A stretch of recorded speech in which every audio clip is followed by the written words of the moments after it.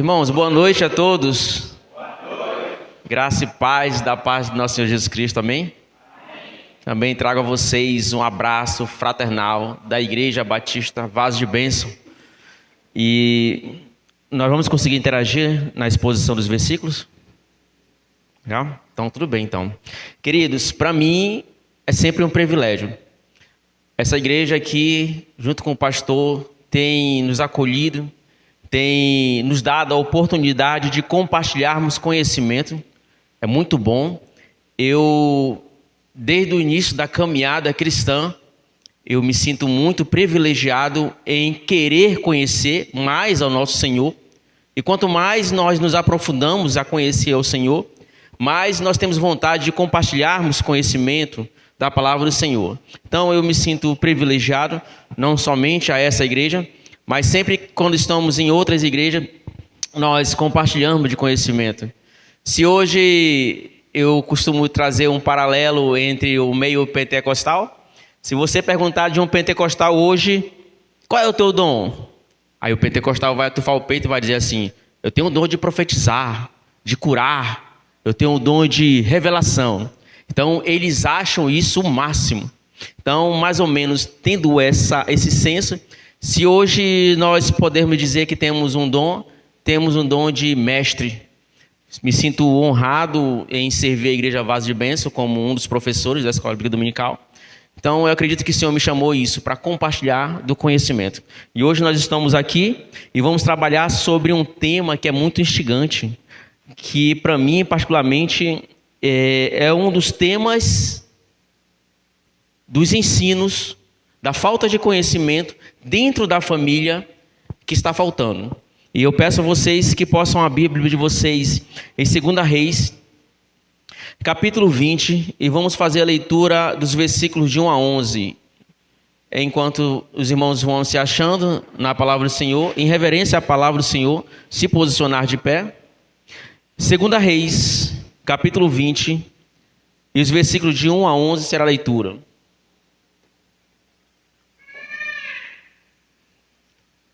Amém a todos. Misericórdia, eu ouvi um cochicho aí, eu vi. Caso para ganharmos temos a projeção aí. E vamos fazer a leitura que a palavra do Senhor diz. 2 Reis, capítulo 20, de 1 a 11 diz: Naqueles dias, Ezequias adoeceu de uma enfermidade mortal. Veio ter com ele o profeta Isaías, filho de Amós. Ele disse assim: diz o Senhor, põe em ordem a tua casa. Eu peço aos irmãos que olhem essa ênfase. Vamos continuar a leitura. Assim diz o Senhor, põe em ordem tua casa, porque morrerás e não viverás.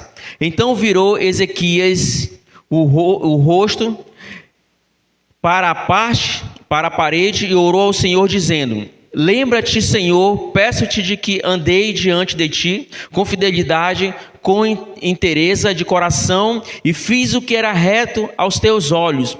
E chorou muitíssimo. Antes que Isaías tivesse saído da parte central da cidade, veio a ele a palavra do Senhor dizendo: volta e diz a Ezequias, príncipe do meu povo: assim diz o Senhor, o Deus de Davi, teu pai: ouvi a tua oração e vi as tuas lágrimas. Eis que eu te curarei, ao terceiro dia subirás à casa do Senhor.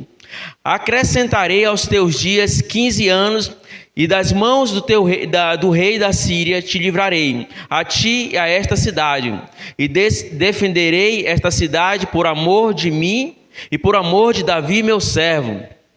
Disse mais Isaías: tomai uma pasta de figo, tomaram-na e puseram sobre a úlcera, e ele recuperou a saúde.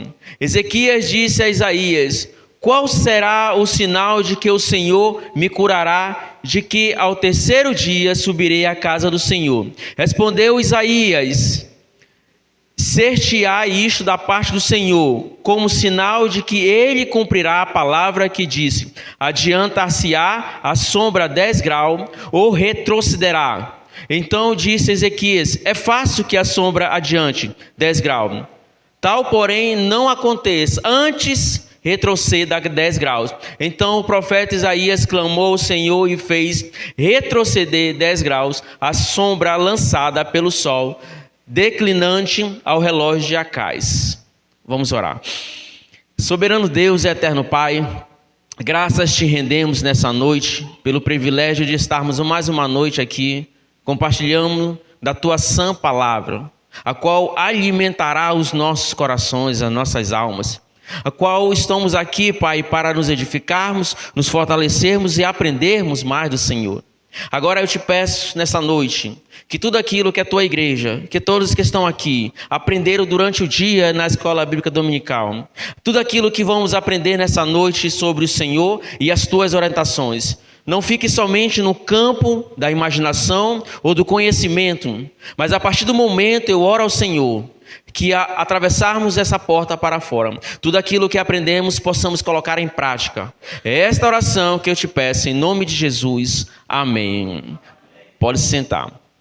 Bom, na maioria das vezes eu intitulo sempre as mensagens e dou um tema. Nelas o tema surge de dentro dos versículos. Nas maioria das vezes eu costumo compilar o tema. O tema dessa mensagem, ela está no versículo 1 do capítulo 20. Naqueles dias Ezequias adoeceu de uma enfermidade mortal, veio ter com ele o profeta Isaías. Ele disse dessa forma, para o rei Ezequias: põe em ordem a tua casa. Esse é o tema da nossa mensagem. Para ser mais didático com vocês, vamos repetir? Põe em ordem a tua casa. Na escola bíblica dominical, nós aprendemos que coração, na Bíblia, não é esse órgão que está do lado esquerdo do nosso peito. Coração é alma. Na Bíblia, coração é alma.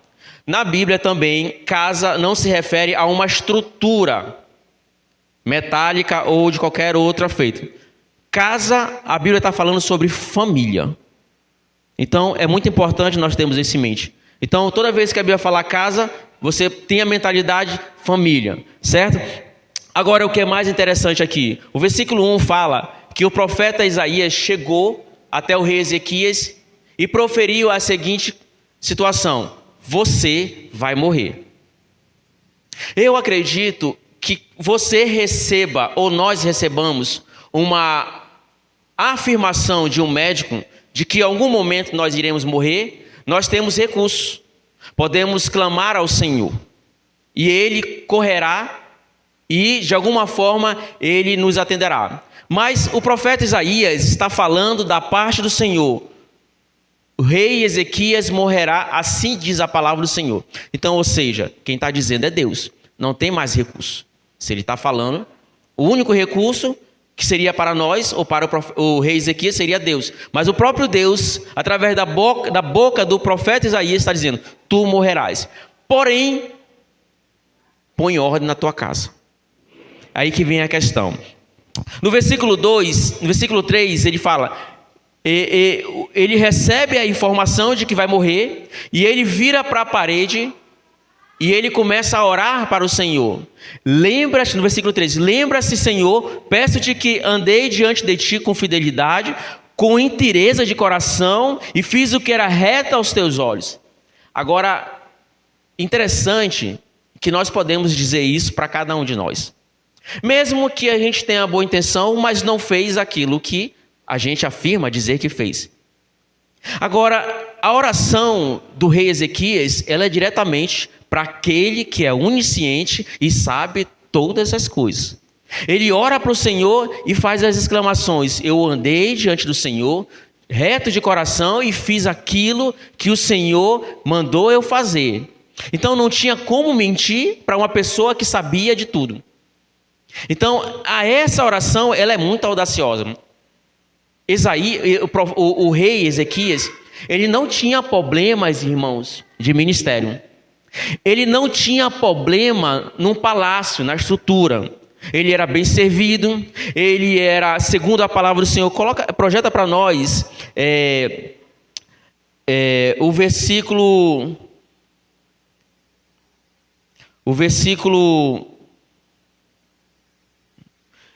2 Crônicas 31, 20. 2 Crônicas 31, 20. Deixa projetado. 2 Crônicas. Então, vamos lá. O rei Ezequias não tinha problema no palácio. O rei Ezequias não tinha problemas com o súdito. A Bíblia fala que ele era um homem temente a Deus. Assim fez Ezequias em todo ao Judá e fez o que era bom, reto e verdadeiro perante o Senhor, seu Deus. Então, Ezequias, o rei, não tinha problema nenhum sobre estrutura. Isso a gente pode ver pela Bíblia. Então, a Bíblia fala que ele levou Judá a um avivamento espiritual, o qual não tinha antes dele. Então a Bíblia não está falando aqui sobre casa, sobre a estrutura, sobre servo, sobre o que ele fez. Está falando sobre a vida familiar de Ezequias. Nós vamos trabalhar isso aqui, tá bom? Outra coisa muito importante. Versículo 6. Acrescentarei aos teus dias 15 anos, e da mão do rei da Assíria te livrarei a ti e às tuas descendências. Quanto tempo o Senhor acrescentou na vida de Ezequias? 15 anos. Se nós olharmos 2 Reis, capítulo 18, versículo 1 e 2, nós vamos ver que Ezequias foi cometido da doença aos 39 anos de idade. Lá está o cálculo. Aos 39 anos de idade. É só fazer um cálculo. Aos 39 anos de idade, ele foi acometido da doença, e o Senhor acrescenta mais 15 anos nele. Fazendo um total de quê? De 54 anos foi o fim do seu reinado. Mas o que é mais interessante, a Bíblia fala em 2 Crônicas 32, 25, que o Senhor deu para ele 15 anos, mas o Senhor deu uma regra: põe ordem em tua casa. A pergunta é, Ezequias colocou ordem na casa dele?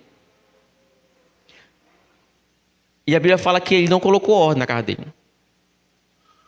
E que ele não foi correspondente aos 15 anos que o Senhor deu para ele. A Bíblia fala, mas não correspondeu Ezequias aos benefícios que lhe foram feitos, pois o seu coração se exaltou pelo que houve. Ou seja, então nós temos entendimento que Ezequias, ele recebeu do Senhor mais 15 anos, mas ele não correspondeu àquilo que o Senhor deu para ele. E isso nós vamos poder ver mais daqui a pouco no capítulo 21 do seu filho. Agora, Ezequias, ele é muito audacioso. Eu vou colocar nesse termo aqui. Por que, irmão Wallace? Por que ele é muito audacioso? Vamos para o versículo 8 do capítulo 20. Ezequias disse a Isaías: qual será o sinal que o Senhor me curará? E de que ao terceiro dia subirá à casa do Senhor? Respondeu Isaías que ele ser-te-á isto da parte do Senhor como sinal, de que ele cumprirá a palavra que disse: adiantar-se-á a sombra 10 graus, ou retrocederá. Então disse Ezequias: é fácil que a sombra adianta. Ele já tinha recebido da boca de Isaías a palavra que ele seria curado. Só que ele não contente, ele queria um sinal. É por isso que eu digo que ele foi muito audacioso no seu pedido. Porque só de nós recebermos do Senhor que teremos algum tipo de cura para alguma coisa que nós estamos sentindo, já é o suficiente. Porém, ter a audácia de falar assim: profeta, eu quero ver um sinal. Eu ainda estou duvidando ainda. Então, toda vez que você profetiza, você dá um sinal. Então, eu quero ver um sinal de que a cura virá. A cura vai vir. O que Isaías fez? Está com você, Ezequias. Você quer que o tempo passe, ou quer que o tempo recua? Ezequias falou assim: é muito fácil o tempo passar. Ele passa, é natural, o tempo passa. Eu quero que retroceda. Volte o tempo. Ezequias pediu para o profeta do Senhor, para o Senhor voltar o tempo, mexer na estrutura do universo. Eu quero que volte 15 anos. Eu quero que volte. Irmãos, eu já peço perdão de vocês desde já, e já vamos retomar. Mas ontem à noite, lá pelas 7 horas, 8 horas, eu passei muito mal. Eu já venho me recuperando de uma gripe, porém a tosse insiste. Mas ontem à noite eu passei muito mal, minha mulher me medicou, nós fomos no hospital. E ao chegar já umas 9 horas, e eu passei muito mal a ponto de vomitar. E fui medicado e fui dormir. Mas de madrugada continuou os vômitos. Orei muito ao Senhor para que estivesse aqui com vocês. Então, em alguns momentos eu vou ter um pico de tosse. E vou não tentar forçar muito a garganta, porque se não fosse Deus eu não estaria com vocês aqui hoje. Então, graças a Deus nós estamos aqui. Tá bom? Retomando. Então, assim, Isaías, é muito fácil. O tempo passa. Isso é normal, é natural que passa. Eu quero retroceda 15 graus. Eu quero que volte o tempo. O rei Ezequias, ele pediu para Deus mexer na estrutura do universo. Voltando o tempo, para que ele tivesse mais tempo. Para que ele pudesse usufruir mais da vida. Então, ou seja, se nós recebemos de Deus uma palavra de cura, ou seja, daquilo que temos necessidade, já é o suficiente, ele é Deus. Agora, ser exigente com o Senhor a ponto de pedir um sinal, ainda duvidando, eu acho muita audácia. Foi o que aconteceu aqui nesse episódio da Bíblia. O Ezequias pediu para retroceder e como sinal, Isaías fez e saiu. Só que nós estamos trabalhando a questão de que põe ordem na tua casa. Ezequias não tinha filho nesse período. Aos 39 anos de idade, acometido de uma doença, ele não tinha filho, ele não tinha sucessor. E aí nasce um filho para ele, nesse período de 15 anos bônus que o Senhor dá para ele. E quando o Senhor fala assim, Ezequias, tu vai ganhar mais 15 anos. Mas a única coisa que eu te peço nessa interatividade é que tu ponha ordem na tua casa. Ezequias ainda não tinha filho. Possivelmente tinha mulheres, com certeza era um rei. Mas ele não tinha filho. Mas o Senhor já sabia o que ia acontecer. Agora é muito importante nós entendermos que a oração, ela é um meio de nós conseguirmos algo de Deus. Mas não é a definição final. A oração é algo que nós podemos conseguir de Deus, mas também a oração é algo que Deus pode conseguir de nós. Na oração de Ezequias, ele falou que ele era reto diante de Deus, ele fazia. Ele pediu de Deus mais tempo e Deus deu para ele. Porém, Ezequias tinha que colocar a casa em ordem. Ele fez isso, irmãos. Eu vou mostrar para vocês que ele não fez isso. Essa interação entre o rei Ezequias e Deus traz para nós hoje a mesma dinâmica. A nossa oração não é somente pedir, mas obedecer. Porque muitas vezes nós estamos crentes de que ao orarmos ao Senhor, Ele nos dará aquilo que nós vamos obter dEle. Mas nós não estamos muitas vezes interessados em ouvir aquilo que Ele quer da gente.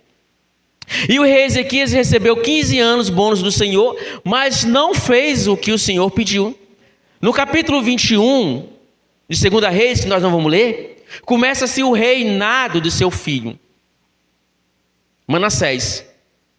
E Manassés fez exatamente tudo aquilo ao contrário do que o pai dele fez.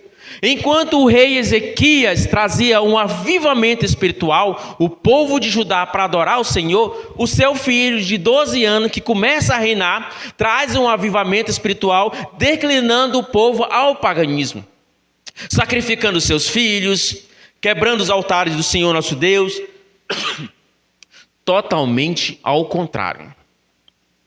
É por isso que eu digo para vocês que Ezequias não colaborou com o Senhor, não interagiu com o Senhor da forma que ele deveria obedecer ao Senhor.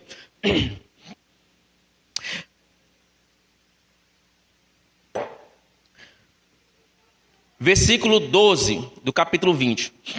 Vamos ler até o 19. Nesse tempo, Merodach, Baladã, filho de Baladã, rei da Babilônia, enviou cartas e um presente a Ezequias, porque soube que estivera doente. Ezequias se agradou dos mensageiros e lhe mostrou toda a casa do seu tesouro. a prata, o ouro, as especiarias, os óleos finos, o seu arsenal, e tudo quanto achava nos seus tesouros. Nenhuma coisa houve nem em sua casa, nem todo o seu domínio que Ezequias não lhe mostrasse. Então Isaías, o profeta, veio ao rei Ezequias e lhe disse: que foi que aqueles homens disseram e de onde vieram a ti? Respondeu Ezequias, o rei: de uma terra longe, vieram da Babilônia. Perguntou ele, Isaías perguntando a Ezequias: que viram a tua casa? Respondeu Ezequias: viram tudo quanto há em minha casa. Coisa nenhuma há nos meus tesouros que eu não lhes mostrasse. Então disse Isaías a Ezequias: ouve a palavra do Senhor. Eis que virão dias que em tudo quanto houver em tua casa, com o que entesouraram teus pais até o dia de hoje, será levado para a Babilônia. Não ficará coisa alguma, diz o Senhor. Vamos dar uma paradinha aqui, antes de lermos o 18 e 19. O profeta Isaías pergunta do boçal, do rei Ezequias, que recebe 15 anos a mais do Senhor. O que esse povo vieram fazer contigo aqui? Esse povo pagão, o que eles queriam contigo aqui? Eles vieram da Babilônia. Eles vieram me saudar. Eles vieram me presentear. Eles vieram saber como é que eu estou, porque eles souberam que eu estava doente. E o que é que tu mostrou para ele? Mostrei tudo. Não tem nada aqui dentro desse palácio que eu não deixei de mostrar para eles. Mostrei tudo. Ouro, óleo, etc, etc. Por causa disso, tudo que tu tem hoje será entregue aos babilônios, no cativo. Agora, vamos para o 18, versículo 18. Aponta o dedo de vocês aí. Dos teus próprios filhos que tu gerarás, tomarão para que seja eunucos no palácio do rei da Babilônia. 19. Então disse Ezequias a Isaías: boa é a palavra do Senhor que disseste. Vocês conseguem entender? Vocês conseguem se projetar mentalmente para esse cenário?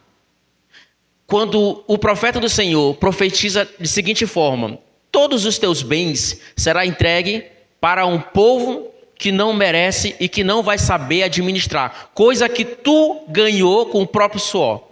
Só isso aí já era o suficiente para a gente ficar desanimado. Porém, o versículo 18 fala que os filhos que ele gerará será entregue aos babilônicos e serão eunucos. Para quem não sabe o que é eunucos, serão castrados. Ou seja, naquele tempo, quem não tivesse uma geração, uma contínua geração, não era nada. Então, o rei Ezequias, ele recebeu da boca do profeta Isaías: toda a tua descendência será entregue aos babilônicos e serão feitos eunucos, ou seja, a tua geração já era. A tua geração já está finalizada a partir daqui. Agora, o que é mais incrível é que o versículo 19, ele fala para o profeta: boa é a palavra do Senhor. Quem é que recebe uma palavra profética dessa? Ainda diz que é bom, irmãos. Nenhum de nós que está aqui hoje, se recebesse palavras proféticas como essa, diria, boa é a palavra do Senhor. Normalmente, a nossa cultura atual, para muitos, está amarrado em nome do Senhor Jesus Cristo. Não é não? Cai por terra. Deus me livre. Porém, não foi uma pessoa qualquer que disse. Foi o profeta Isaías. Tudo que o profeta Isaías falou, se concretizou, aconteceu. O que eu estou pensando aqui no rei Ezequias? Ele recebe 15 anos a mais. O Senhor pede para ele colocar ordem na casa dele, na família dele, nos filhos dele, nas mulheres dele. O filho dele, Manassés, o primeiro filho dele, é um dos piores reis de Judá. O mais endemoniado de Judá. Ele recebe palavras proféticas como essas aí. Todos os bens deles conseguidos será jogado para a Babilônia. Os filhos deles serão. E diz: a palavra é boa. Um cara como esse, eu digo assim, ele é muito egoísta. Ele só está pensando nele. Já ganhei 15 anos e está de boa, eu estou de boa. 15 anos de bônus, vou fazer o que bem quer. E a próxima geração, que faça o que bem quer. Eu não vou estar lá mais. Por que eu digo para vocês que ele não colocou a ordem na casa dele? Por que eu digo para vocês que ele não interagiu com Deus? Porque Manassés começou a reinar aos 12 anos. Aos 39 anos, o rei Ezequias não tinha filho. Ou seja, Manassés foi feito nos 15 anos bônus que Deus deu para ele. E ele não cumpriu o que deveria fazer. Eu vejo hoje, irmãos, hoje, talvez vocês discordem comigo ou concordem, talvez a maioria ou todos. E me coloco no meio dessa crítica. Nós, a igreja, o mundo secular, estamos tentando fazer filhos de bom caráter, com muito conhecimento, pessoas que se introduzam na sociedade, que sejam respeitados, que respeitem as pessoas. Nós estamos fazendo filhos hoje de bom caráter para o mundo. Mas a pergunta que eu faço para vocês, que eu faço para mim todos os dias: estamos fazendo filhos para o reino de Deus? Estamos fazendo filhos para os céus?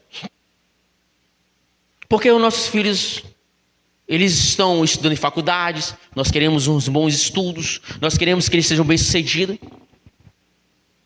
Mas estamos evangelizando os nossos filhos dentro das nossas casas? Estamos chamando assim: vem cá, tu vai ter 18 anos. Agora eu quero te discipular. Meu filho hoje tem 18 anos. Toca na igreja, o Davi já tocou aqui outras vezes. O pastor começou a discipular ele. Só que eu vi que não estava surtindo efeito. E aí ele ia para a faculdade, o Davi. Ele foi para a faculdade. E aí eram muitos cursos. No momento desse de nós dois na cozinha, arrumando a mesa, e ele me metralhando com vários cursos acadêmicos, eu falei para ele: você vai ter que tomar uma decisão, porque você não vai poder fazer tudo esse de curso. Decida por um só. É, né, pai? Eu falei: é. Porém, eu falei para ele, olhando para ele: tem uma outra decisão que tem que tomar. Aí ele baixou a cabeça. Eu falei: tu tem que tomar uma decisão. Tu tá ficando de maior. Daqui a pouco tu vai ter o teu salário, tu vai ser independente. Daqui a pouco tu não vai andar mais com as minhas pernas, tu vai seguir teu caminho e tu vai ter a tua liberdade. Mas, enquanto eu estou aqui, eu queria que você refletisse em uma decisão que você tem que tomar. Está na igreja há muito tempo, serve a Deus, mas ser bom o suficiente não leva ao céu. Tocar bem não leva ao céu. Ser generoso não leva ao céu. Vida longa para os filhos, a Bíblia fala, entendeu? Que a Bíblia fala em Provérbios que o filho deve obedecer o pai, para que os dias sejam prolongados. Ainda não conduz ao céu. Eu falei para ele: ainda tem que tomar uma decisão. Graças a Deus, irmãos, quando eu falei isso, depois de 2 meses ele começou para a classe do discipulado. É batizado hoje. Serve ao Senhor. Faz parte da igreja. Vai ter um momento, irmãos, que nós vamos emparedar os nossos filhos. Eu não podia deixar o Davi começar a ter a sua independência sem eu discipular ele. Eu e vocês não podemos dar liberdade merecida dos nossos filhos sem antes chamar eles para poder discipular. Faz parte da gente. Por exemplo, vamos para Gênesis 12:3. 12:3. Gênesis. Gênesis 12:3. Abençoarei os que te abençoarem, e amaldiçoarei os que te amaldiçoarem. Em ti serão benditas todas as famílias da terra. Para quem Deus disse isso? Para Abraão. Por que eu toquei da ênfase dos filhos? E eu já volto para cá. Porque eu não sei se acontece aqui, mas acontece muito em outras igrejas e por aí. Acontecia na igreja. Mas eu preciso dizer para vocês que as palavras, elas têm poder, mas nós precisamos direcioná-las. Não é só poder por vaguear. Todos nós falamos que a salvação é individual, correto? Sim. a salvação individual. E eu acredito nisso. O problema é como nós direcionamos essa mensagem com relação à família e às demais pessoas. Eu vi as pessoas falar assim, olha, meu filho, a salvação é individual, eu estou salvo, eu sou batizado, sou remido. Mas a Bíblia não fala sobre assim. A salvação é individual, mas o plano de salvação de Deus é para todo mundo. Está aí, ó. Isso quer dizer que eu estou salvo. Agora cabe a mim garantir vocês. Não é a questão que eu estou salvo, vocês se viram. É mais ou menos esse senso que as pessoas passam para a família, para outros mais. Mas a Bíblia fala, através de Abraão, que Paulo vai replicar isso nas suas cartas, que através de Abraão, todas as famílias serão salvas. E nós estamos falando de Abraão, mas que vai espelhar na igreja primitiva através de Paulo. Ou seja, para nós,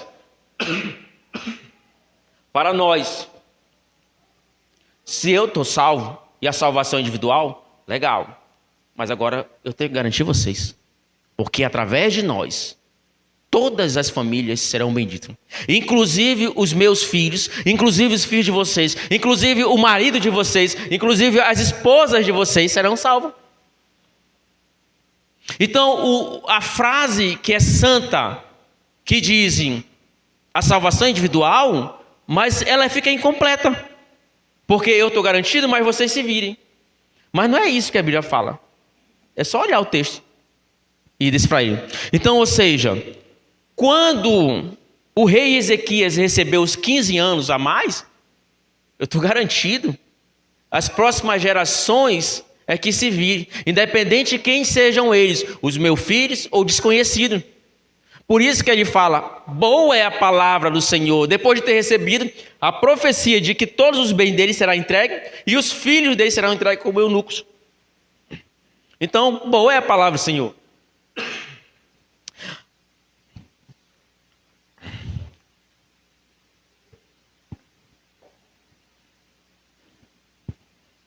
Por um tempo, ao estudar a Bíblia, e ouvindo as pessoas falando sobre família, sobre casa, eu olhava para o profeta Samuel. E nós vamos lá para 1 Samuel 12, de 1 a 5. O profeta Samuel é um dos profetas mais comentados entre nós. Entre muitos outros, ele é profeta, juiz, sacerdote, 3 ofícios. Começou a carreira como sacerdote, já criança, prometido da sua mãe para Deus.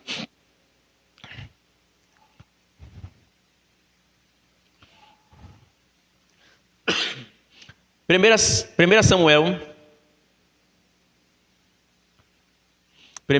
12, de 1 a 5.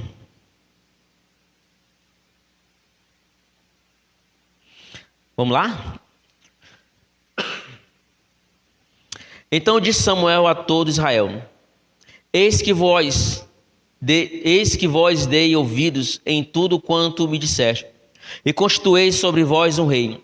Agora eis que o rei vai diante de vós, quando a mim já sou velho e encarnecido, e meus filhos estão convocados. Eu tenho andado adiante de vós desde a minha mocidade. O dia de hoje, eis-me aqui, testifico.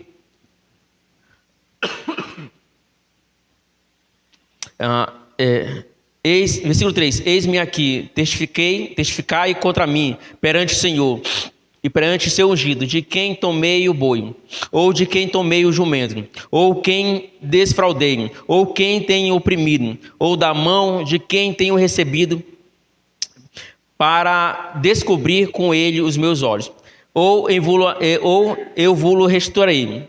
Responderam eles: em nada nos defraudaste, nem nos oprimiste, nem tomaste coisa alguma da mão de ninguém. Ele lhe disse: o Senhor é testemunha contra vós, o seu ungido, e hoje testemunha de que nada tende achado na minha mão. Ao que respondeu o povo: ele é testemunha. Onde é que entra o contexto de família aqui? O profeta Samuel, ele teve 3 ofícios. E a Bíblia relata que ele se coloca diante do povo. e bota em xeque o seu ofício. Eu não recebi nada de vocês para estampar a falsidade ou o roubo de alguém. Eu não recebi de vocês boi, nem gado, nem nada disso. De nada eu usurpei vocês, de nada eu oprimi vocês, de nada eu omiti vocês. Eis o Senhor que está diante de vocês. Ele bota em xeque. Agora, se eu tenho alguma coisa contra vocês, falem agora. Aí o povo fala assim: Samuel, contra você nós não temos nada. Tudo que você fez foi bem feito, foi justo, e tudo que você profetizou aconteceu. Porém, se nós formos lá para Samuel, capítulo 8, não vamos entrar não, o povo pede um rei de Samuel. Por que o povo pede um rei? Porque Samuel foi bem sucedido no seu ministério, julgou retamente o povo não tem nada contra Samuel, o povo aprovou a liderança de Samuel, Samuel colocou em xeque a ordenança de Deus para Samuel diante do povo, porém, o povo pede um rei de Samuel. Por que o povo pede um rei? Porque Samuel não soube administrar ou botar ordem à casa dele. O capítulo 8 vai falar que seus filhos eram corruptivos. Os filhos dele já davam juízo em outras terras. Porém o povo falou assim: Samuel, tu já está velho. Samuel, se tu tivesse mais idade, nós estaríamos contigo. Tu foi o cara que julgou retamente a nação de Israel. Tu foi o cara que fez tudo perante ao Senhor. Porém, a tua linhagem não segue o que você faz.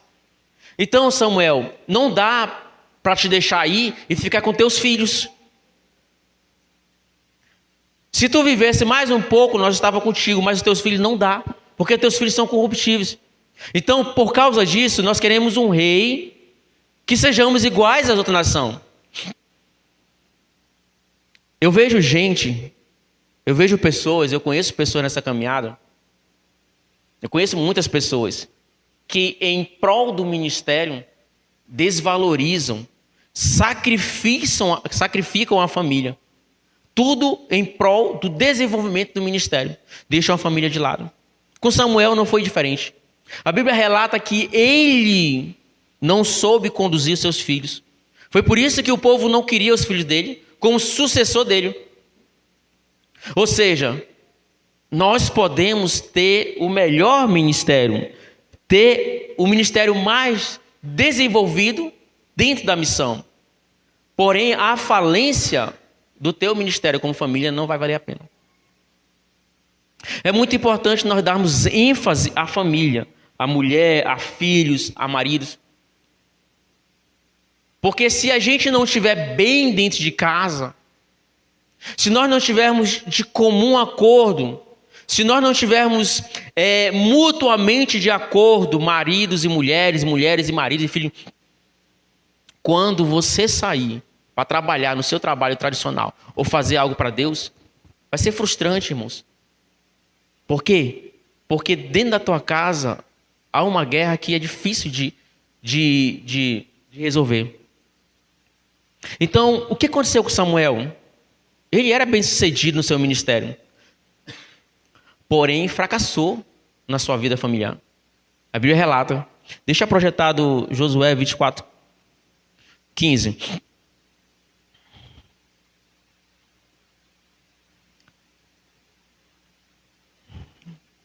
Josué 24, 15. Em Provérbios, deixa projetado esse mesmo, tá? Em Provérbios 22, 6, a Bíblia fala que devemos ensinar os nossos filhos. Conduzir, tá, gente? Não é mostrar. É conduzir no caminho que deve andar. A ênfase que muitas pessoas dizem que devemos ensinar o filho no caminho que deve andar. Só que tu vai, menino. Tu vai. Esse tipo de atitude não está dando certo mais. Mas a Bíblia ela é enfática que nós devemos conduzir, levar a criança no caminho que deve andar. A nossa geração, eu não tive um pai, eu não tive uma mãe que me colocasse no posicionamento que eu estou aqui hoje. Graças a Deus pela sua misericórdia que aqui eu estou hoje, diante de vocês. Mas eu não tive família que me colocasse nessa posição. Mas a questão é muito importante. Nós podemos ser pessoas melhores que os nossos pais, que as nossas mães, para os nossos filhos. Para que os nossos filhos sejam pessoas melhores. Essa questão de apontar o caminho para a criança sem levar a criança, não dá certo. A Bíblia fala que nós devemos conduzir para quando for velho, não se desviar. Se a gente só mostra, não conduz, a idade não vai deixar permanente. Vai se desviar cedo. Nós podemos ver pelo telejornal, televisões, que muitas crianças de pessoas bem-sucedidas, que hoje cantaram músicas gospel, que eram grandes levitas, que se desviaram. A Bíblia fala que o pai deve conduzir, a mãe deve conduzir, para quando for velho não se desviar. Agora, esse versículo que foi lido mais antes e agora, eu acho interessante a história dele. O cenário em que ele acontece. Nessa época, Josué tinha uma idade avançada já. E o povo já estava se perdendo, se desbandando para outras entidades, adorando outras entidades. A Bíblia não é enfática, mas se você comprar o livro História dos Hebreus, tem uma história rica dos acontecimentos. Hebreus, israelitas e judeus. Eu tenho. Esse cenário aí é interessante. Quando Josué reúne todas as tribos, e ele fala: porém, se vós parece mal servir ao Senhor, escolhei hoje a quem servais. Se aos deuses a quem sirvam vossos pais, que estavam diante do Eufrates, ou aos deuses, os amorreus, cuja terra habitais. Ele fita os olhos para as nações e projeta a voz. Vocês decidem a quem vocês querem adorar. Mas o livro, História dos Hebreus, fala que a família de Josué estava aqui, do lado dele. E isso ali é uma afirmação que nós fazemos. Porém, quando você lê o livro, é uma ordem. Eu e a minha casa serviremos ao Senhor. Ele projeta a visão e o corpo para a família. O livro fala. Para nós, isso é uma afirmação. Isso é uma vontade, isso é uma profetização. Mas a história está falando que Josué se projetou para a família e falou assim: eu e a minha casa serviremos ao Senhor. Era uma ordem. Não tinha questionamento. Se algum de vocês quiser fazer o que eles fazem, eu não vou deixar. A história fala, por mais que nós fazemos a afirmação. É por isso que é bom conhecer a história. Porque se eu quero que a minha família sirva ao Senhor junto comigo, eu que sou o patriarca, eu que sou o sacerdote, eu vou conduzir eles. Não é falar da boca para fora. Como Paulo fala em 2 Coríntios capítulo 13, como um sino que retine. Mas fazer acontecer. Eu e a minha casa serviremos ao Senhor. É uma ordem. Não tem meio termo. Quando o Senhor fala para o rei Ezequias: põe ordem na tua casa, é para ele começar a fazer a correção para que a sua geração não faça coisa errada. Quando Samuel não atentou para o seu lar e o seu ministério foi bem-sucedido, ele fracassou. Mas se olharmos através de Josué, ele dá uma ordem para a família. Não tem meio termo. Como sacerdote da casa, o homem, ele tem por obrigação discipular a sua família. Prega bem na igreja, fala com os irmãos. É obrigação minha e sua de conduzir as mulheres e os filhos. Por quê? Porque hoje nós estamos aqui hoje. Eu acredito que vocês querem que os filhos de vocês estejam aqui também com vocês. Começa a discipular em casa. Começa. Não tem meio termo, não. O meu filho hoje tem 18 anos, está no exército. Quando a mãe dele fala, ele engrossa a voz para a mãe dele. E ele é mais alto que eu. Mas ali em casa, quem já ouviu a frase, eu já ouvi muitas vezes: quem come do meu pirão, prova do meu cinturão. Eita, já ouvi só o sorriso aí. Minha mãe, desse tamanho, criou 4 filhos. Sempre falou isso para mim. Lá em casa é a mesma coisa, irmãos. Eu não bato nos meus filhos, mas quem manda lá sou eu. Não interessa que tamanho ele é. A voz dele é mais grossa que a minha. Mas enquanto estiver comendo do meu pirão, quem manda lá sou eu. Entendeu? De vez em quando eu alivio para ele, porque agora ele trabalha, ele faz faculdade. Mas quando eu perceber que ele está folgado, vai comigo para todo canto. Queridos, eu quero terminar essa mensagem, essa frase, essa mensagem de noite com Provérbios 22:6.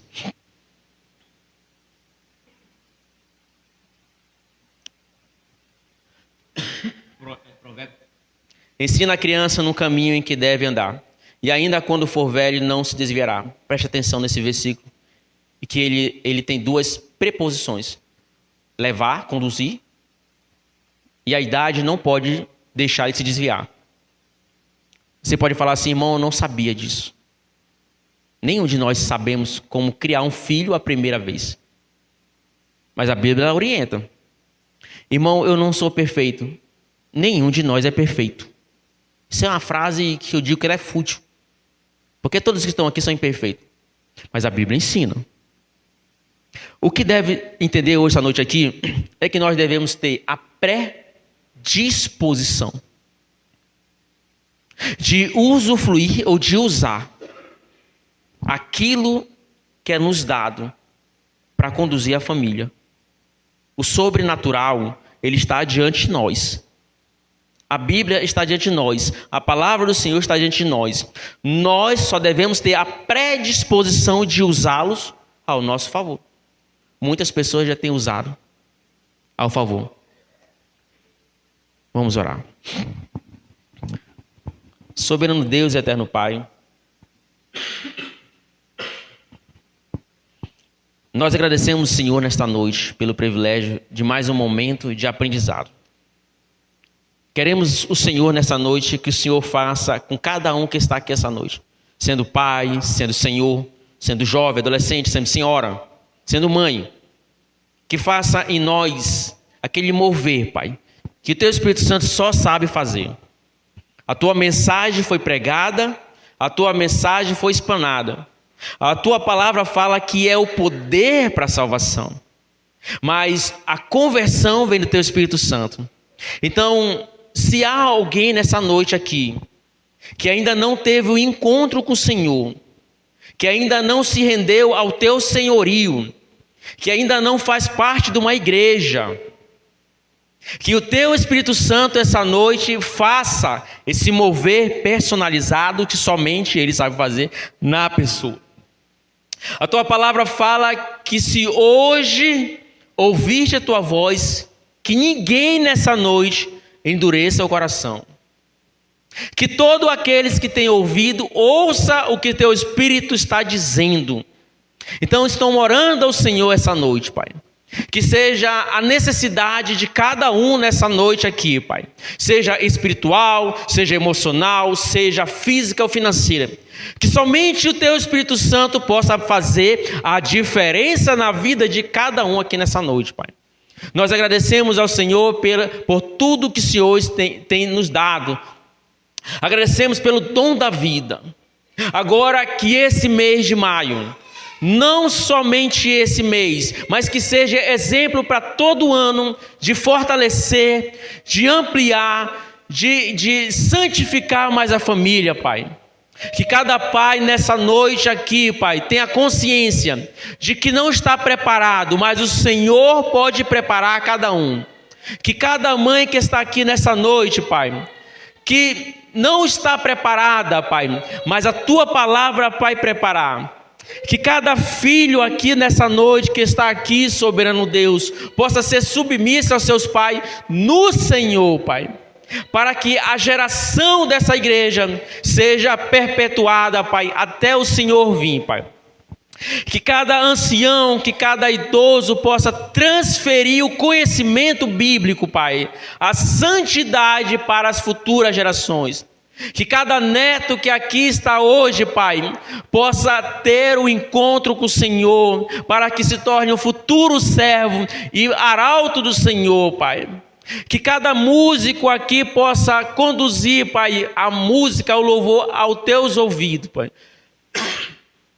Que as nossas orações nessa noite possam subir com um aroma suave. E a tua palavra fala que os teus ouvidos estejam atentos a esta casa de oração, Pai. Que os nossos pedidos sejam para o Senhor, Pai. Que as nossas orações tenham a mesma intensidade da necessidade de cada um para com o Senhor. E o que o Senhor quer de cada um de nós nessa noite, Pai. Fala aos nossos corações, que nós possamos sair dessa noite aqui, Pai, cheio do Teu Espírito Santo, cheio da vontade de colocar a família no Teu altar, Pai. Colocar nossos filhos, nossas esposas, os maridos, Pai, no Teu altar. Que através dessa igreja aqui, Pai, muitas e muitas famílias sejam abençoadas, Pai. Muitas e muitas famílias, segundo a Tua palavra, sejam salvas para o Senhor, Pai. Usa a igreja Batista Brilho Celeste e o seu pastor, Pai, para que mais pessoas olhem para essa igreja, Pai, e vejam como o Senhor tem feito tantas coisas maravilhosas, Pai. Ajuda cada um deles a permanecer na fé, Pai. Ajuda o pastor deles, Pai, a permanecer na fé e a continuar conduzindo, Pai. Que toda essa geração, que as que passaram e a que está por vir, Pai, sejam servos do Senhor, sejam colocados no Teu altar nesta noite. É essa oração que eu te peço em nome de Jesus. Amém.